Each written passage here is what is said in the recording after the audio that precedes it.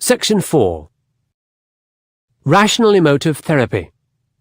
You will hear a psychology lecture about Rational Emotive Therapy, or RET. You have 45 seconds to read questions 31 to 40.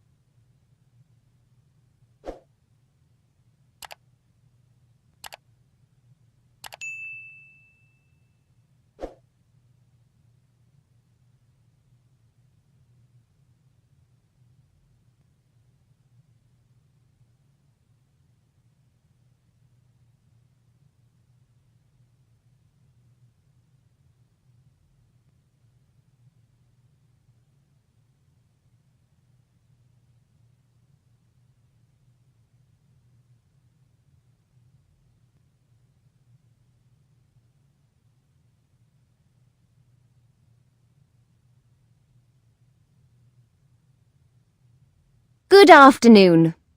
Last week, we discussed why people seek therapy.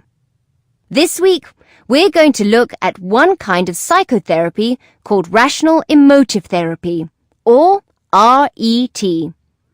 But before we get started, I'd like to quote a first-century philosopher called Marcus Aurelius, whose words I think are apposite to this discussion. He wrote something like, "The universe is about change. Life is what thinking makes it."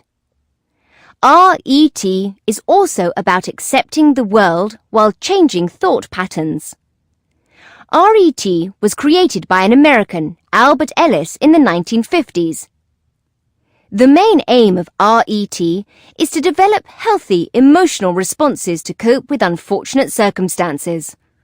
Anger, anxiety, or depression is replaced with upset, followed by acceptance, then by moving on.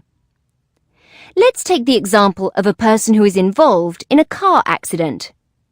Of course, your physical injuries are your primary concern, and satisfactory medical assistance in hospital is critical.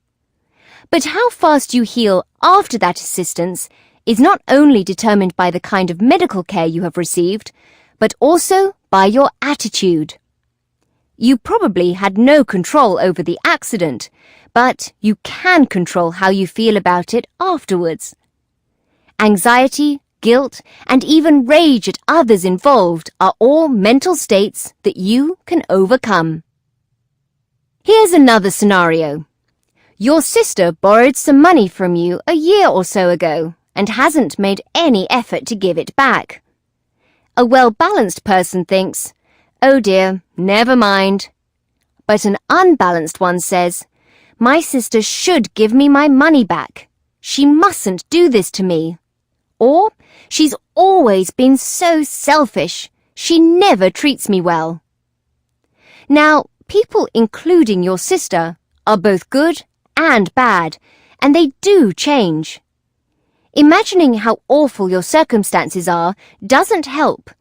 You're far more likely to get your money back if your sister knows you don't judge her and you avoid words like should, must, always, and never.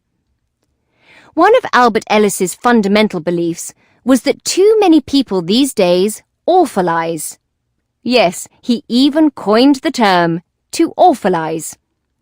He considered that people make things seem awful that really aren't.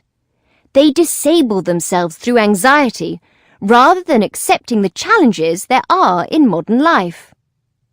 To introduce his ideas to the world, Ellis came up with the ABC scheme. In this, A stands for adversity, something out of the ordinary that causes difficulty. Ellis was convinced that when A struck, it was B, a person's beliefs, that often affected them more than A itself. This leads to C, or consequences.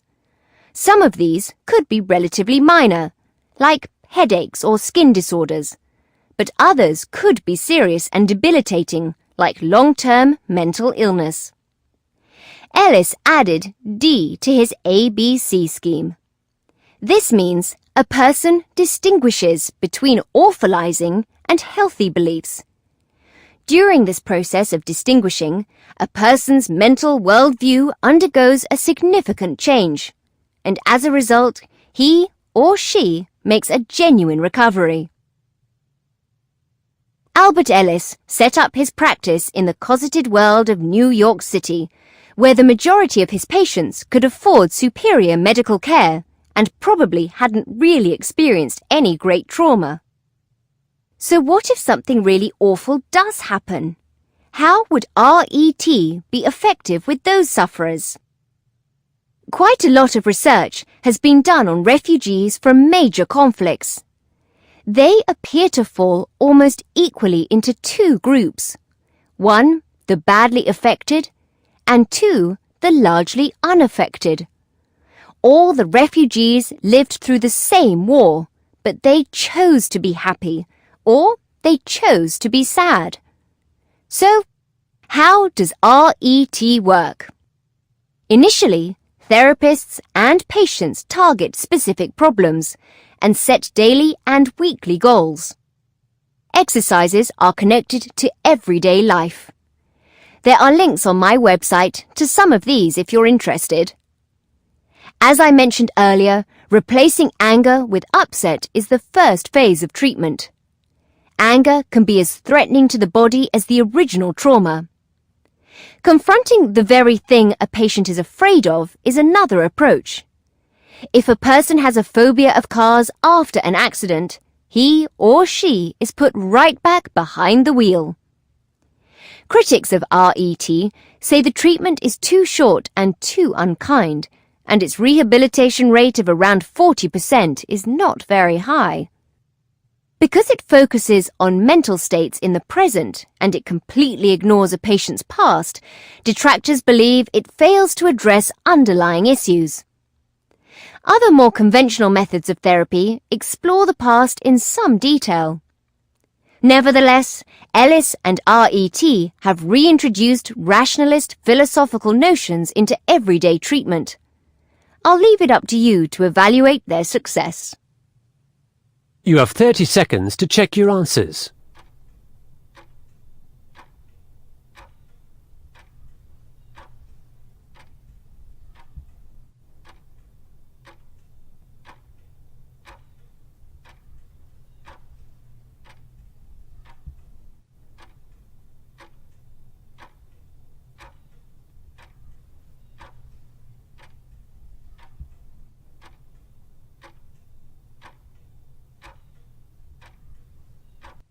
That is the end of section 4. You now have 10 minutes to transfer your answers to your answer sheet.